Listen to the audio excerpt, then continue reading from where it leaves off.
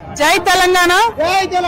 ఇవాళ తెలంగాణ జాగృతి జనం బాటలో భాగంగా హన్మకొండ మరియు వరంగల్ రెండు జిల్లాలకు కలిపి ఉమ్మడిగా ఏర్పాటు చేసుకోవడం జరిగింది. మరి ఈ రెండు జిల్లాల్లో కూడా మొదటి నుండి తెలంగాణ జాగృతిలో పెద్ద ఎత్తున నాయకులు కార్యకర్తలు ఉన్నారు.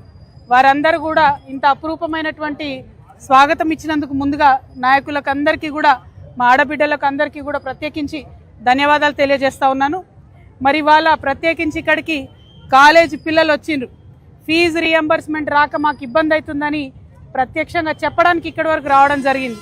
మరి మీ అందరికీ తెలుసు, ఇదివరకు నేను కౌన్సిల్లో గట్టిగా ప్రభుత్వాన్ని నిలదీస్తే ఆనాడు గౌరవ ముఖ్యమంత్రి రేవంత్ రెడ్డి గారు కౌన్సిల్లో మాట ఇచ్చిండ్రు. 2025 సంవత్సరంలో ప్రతి నెల ఖచ్చితంగా పాత బకాయిలు కొత్త బకాయిలు అన్ని కలిపి ఫీజు రీఎంబర్స్మెంట్ చెల్లిస్తామని మాట ఇచ్చిండ్రు. కానీ నిన్న ముఖ్యమంత్రి రేవంత్ రెడ్డి గారు మాట్లాడిన తీరు చూస్తూ ఉంటే వీధి రౌడీలు కూడా సిగ్గుపడేటట్టుగా మాట్లాడారు. ఒక్కొక్క కాలేజీ యాజమానుల్ని పట్టుకొని ఆయన తాట తీస్తాడట, తోలు తీస్తాడట. ఎందుకోసం తోలు తీస్తారు రేవంత్ రెడ్డి గారు? మనకు ఆనాడు ఆంధ్రలో వివక్ష ఉన్నప్పుడు ఆంధ్ర ప్రభుత్వాలు ఇక్కడ ప్రభుత్వ కళాశాలలు పెట్టినప్పుడు ఇక్కడి తెలంగాణ బిడ్డలు చిన్న చిన్న గ్రూపులుగా ఏర్పడి లోన్లు తెచ్చుకొని కష్టపడి డిగ్రీ కాలేజీలు పెట్టి ఇంజనీరింగ్ కాలేజీలు పెట్టి జూనియర్ కాలేజీలు పెట్టి మన తెలంగాణ బిడ్డలను చదివించినందుకు మీరు తోలు తీస్తారా? వాళ్ళది ఎందుకోసం తీస్తారు? మీరు మాట తప్పినందుకు కదా ఇవాళ వాళ్ళు కాలేజీలు బంద్ పెట్టింది. మీరు ఇస్తామని చెప్పి ఇవ్వకపోతే కదా ఇవాళ వాళ్ళు కాలేజీలు బంద్ పెట్టింది.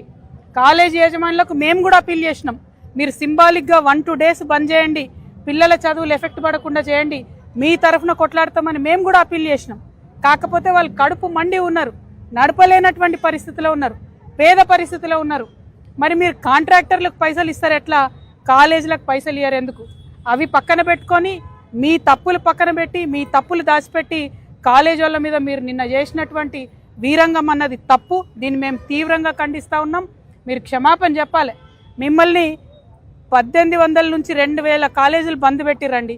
మీరు నిన్న 2-3 పేర్లు చెప్పారు. ఏమన్నారు? 2-3 పేర్లు చెప్పి వీళ్ళు మమ్మల్ని ఈ పర్మిషన్ అడిగినారు, ఆ పర్మిషన్ ఇయ్యను, నేను ఇయ్యను అంటున్నారు. ఇయ్యకండి. 10 మంది మిమ్మల్ని పర్మిషన్ అడిగిన వాళ్ళని పక్కన పెట్టండి. మిగతా 100లాది కాలేజీలు ఏం చేసినాయి మిమ్మల్ని? మిగతా 100లాది కాలేజీలో చదువుతున్న పిల్లలు ఏమైపోవాలా? వాళ్ళ భవిష్యత్ ఏమైపోవాలా? అది ఆలోచించమని నేను ప్రభుత్వాన్ని డిమాండ్ చేస్తా ఉన్నాను. ఖచ్చితంగా కాలేజీ యాజమాన్యాల పక్షాన మేము నిలబడతాం.